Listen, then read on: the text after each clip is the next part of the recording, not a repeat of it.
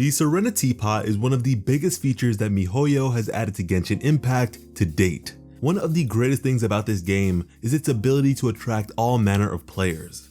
The community is massive and ever growing, and with this addition, I imagine the game will garner a whole new level of appeal for many. But how exactly does it work? Well, I'm here to guide you through it all. Hello kings, queens, and majesties, welcome to WhaleStat. I am Slice of Otaku.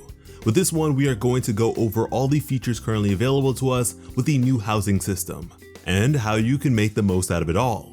First things first, you'll want to head over to Liyue and begin the quest A Teapot to Call Home. Now this quest does require you to be at AR35 to begin. Certain lore aspects of it do tie into the main story, and so unfortunately if you're just getting started on your journey, you won't be able to partake immediately. But once you do begin the quest, after some solid lawyering from the recently released Yanfei, who we currently have a character guide for, we then receive our Serenitea from Madame Ping. Now in order to use the teapot, you'll need to place it in the world and then interact with it. This is also how you leave the teapot and return to the location you were last in before you entered inside. Or alternatively, you can just open up the map and teleport to anywhere in Teyvat. The first thing you'll notice after interacting with the teapot will be the 3 options for layouts on where to settle your new home. Now this may at first feel like picking your starter in Pokemon, but don't stress yourself out over it because you will be able to change the layout once you achieve more experience and have a higher trust rank, but more on that in a bit. I for one chose the Emerald Peak. Now once you do enter the teapot, you will be greeted by a vast open field, your mansion, and the floating teapot spirit butler bird, Tubby. Upon walking inside your mansion, you'll see multiple rooms on the bottom floor you have access to. If you head upstairs, there are 2 extra doors and rooms on the minimap, however we do not have access to these as of yet. But let's take a step back because our little butler is pretty important. Talking to Tubby is where we handle pretty much everything related to this world. Forget everything you know about the rules of Teyvat because the currency here is not Mora. It is called Realm Currency, a rather simple name for a pretty important denomination. If you enjoy interior decoration, this is what you are going to want to be rolling in. Now interestingly enough, Realm Currency is developed over time passively. You don't need to do anything to build it up. However, you can improve how much you generate over time by improving your adaptable energy.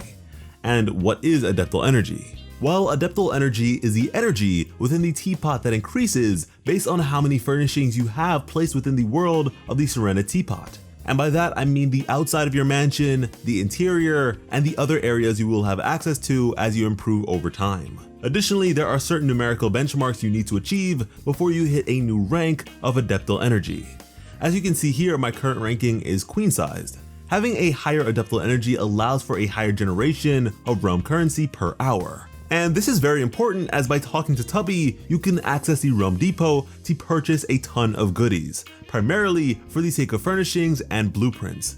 However, even if you're not really interested in this kind of stuff, there are still some pretty beneficial things that you can purchase with this currency, namely a bunch of quality of life items for the combative side of the game. I mean, just look at these rewards. We have the new transient resin, which is essentially a time-sensitive version of fragile resin, and even new artifact enhancement materials, which is something that I have wanted for so long now. To be able to accumulate all this passively is just amazing, and so it'll be oh so valuable to get your housing area up to par so you can gather as much of these items as possible. Now as for how exactly you should go about getting your adaptable energy up, well, my advice is place everything. It is so important to have your adaptable energy as high as possible to achieve the maximum profit over time. With how new this feature is to Genshin, if your intent is to reap the benefits as soon as possible, or even just to get your home renovation dreams going fast, forget being picky about what you craft or place.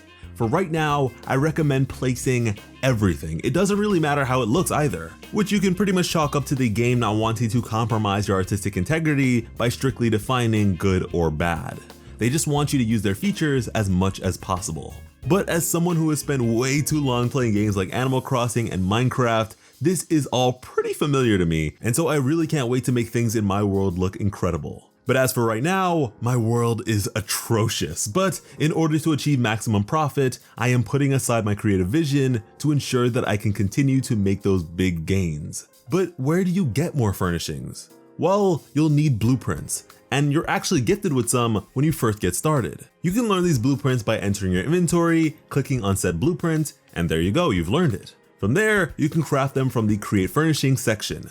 When speaking to Tubby, you'll notice that these things take time and precious materials to craft. For instance, it takes silk flowers to create fabrics, and fruits, among other things, to craft dyes. But then, for most furnishings, a new kind of material: wood, which is used in a lot of recipes. You will need a lot of wood, and many different types of it too. And it is because of this material that I want to introduce you all to the newest enemy within Genshin Impact: every single tree.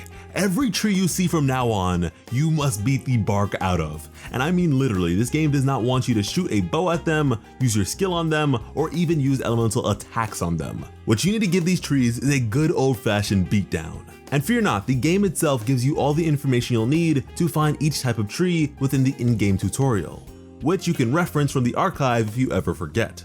Now, I know what you may be thinking, but no, you cannot beat the wood out of the trees within the Serenitea. Anyways, moving back to furnishings, you can see here that they take time to create. However, you do have a few options to circumvent the wait time. First off, you can have a friend come over into your Serenitea. However, do keep in mind that they cannot actually enter the same way that you do. They'll have to use this feature that's a bit tucked away in a strange place. You'll need to have your friend click on your profile character's face in the friends list and then request to join your teapot. After your friend is in, as long as you have something crafting, you can then have them approach and talk to your Tubby and click on the option to speed up the crafting process. This will shave off 4 or so hours of wait time depending on the recipe. It should also be noted that everyone can only provide this boost twice a day at max. And a few more notes about co-op: you cannot build while someone is in your world or you are in theirs. And I imagine this is to avoid any potential exploits or griefing. But let's say you want an item crafted immediately. Well, you can do that by simply using the new Vial of Adaptable Speed item.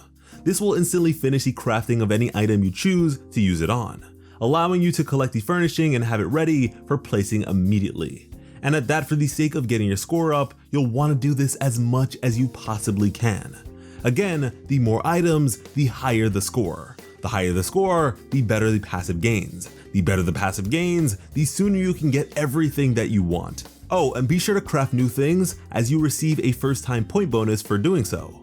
From there, let's talk about Trust Rank. Your Trust Rank is essentially the Serenitea's version of Adventure Rank. It currently caps out at 10, and much like Adventure Rank, you can build it up through the first few levels pretty fast. I actually managed to get to TR3 by the end of my first day playing with all this. Anyways, it is vitally important to build up your Trust Rank, as this allows you to unlock a whole lot of additional features.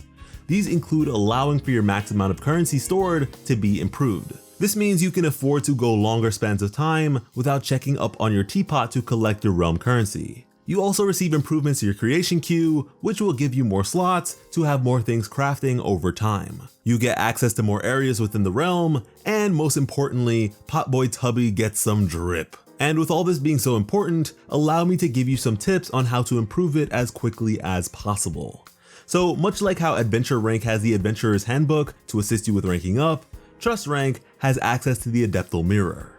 These are missions that you take in order to assist in improving your Trust Rank.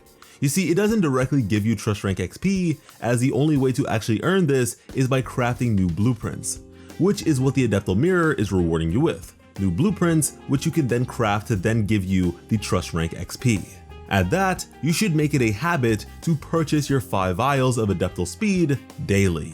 It isn't too costly in terms of realm currency, and having these means whenever you get a new recipe, you will be able to reap the benefits of Trust Rank experience by instantly crafting them. Furthermore, make sure you are always crafting something and check the teapot daily to look for the special merchant. If you follow all these tips, you will be set in no time. But yeah guys, that's everything you need to know about player housing in Genshin Impact. We really hope you were able to learn something from all this, and seriously look forward to the incredible creations that come from this community. I imagine this is the sort of thing we can expect regular additions to as time goes on, so to never miss out on anything, be sure to subscribe to WhaleStat with notifications on. This is only just the beginning for the channel, so to have bragging rights for when we're eventually big enough to live up to our name, I suggest you join us from now. I have been your host, Slice of Otaku. Thank you all so much for watching, and have an awesome day. I love you.